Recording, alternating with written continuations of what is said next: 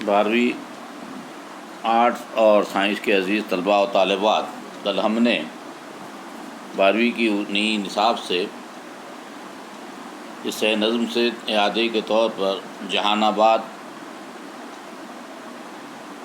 جس کے شاعر مرزا محمد رفیع سودا ہے، جو نظم صنف شہر عاشور سے تعلق رکھتی ہے، اس کا شاعر کا تعارف، شہر عاشور نظم کسے کہتے ہیں، اس کا تعارف اور غزل کے نظم کے پہلے بند کا تشریح دیکھے تھے۔ آج ہم نظم کے دوسرے اور تیسرے بند کی تشریح دیکھیں گے۔ دوسرا بند تھا: سپاہی رکھتے تھے نوکر امیر دولت مند،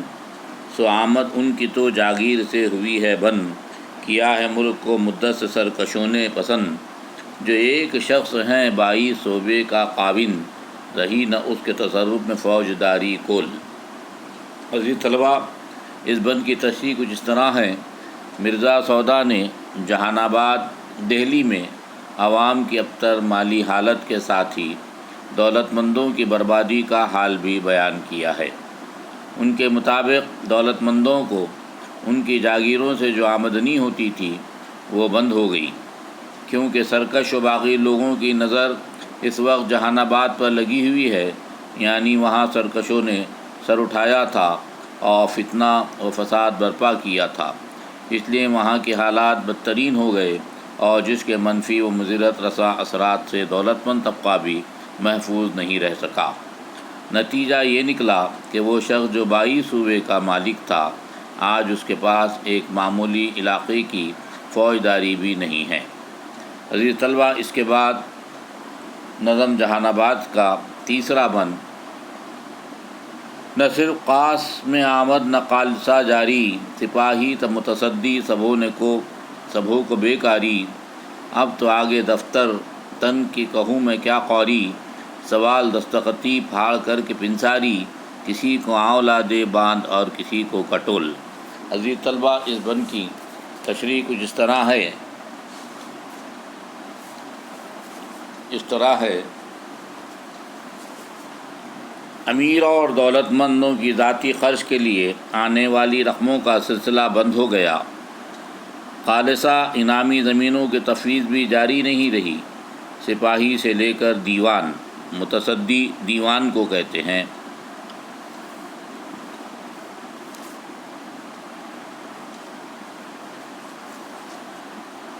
اور دیگر عہدیدار بھی روزگار ہو کر بیکاری کی زندگی گزارنے پر مجبور ہوئے۔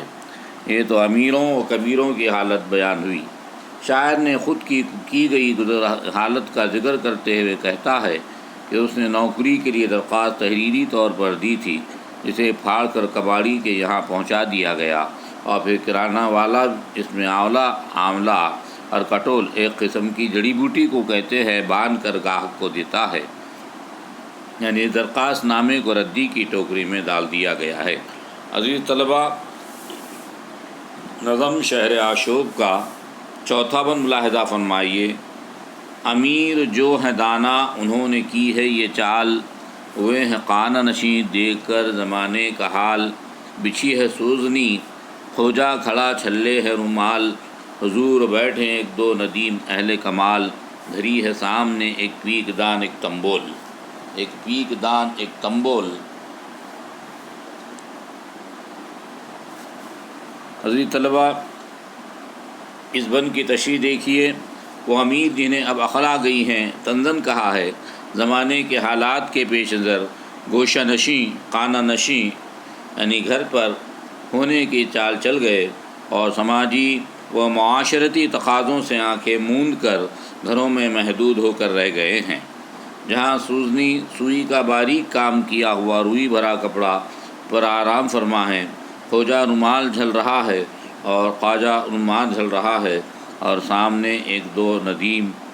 مصاحب بیٹھے ہیں، اور پان اور گلدان بھی رکھا ہوا ہے، پان کھائے جا رہے ہیں اور پان کی پیگیں اگالدان میں تھوکی جا رہی ہیں۔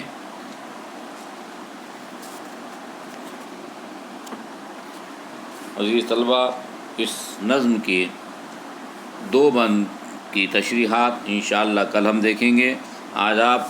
نے پہلی، دوسری، تیسری اور چوتھے بند کی تشریحات دیکھی ہیں. آپ اس کو بغور سماعت فرمائیں اور اپنے الفاظ میں، اپنے بیاضوں میں تحریر کریں.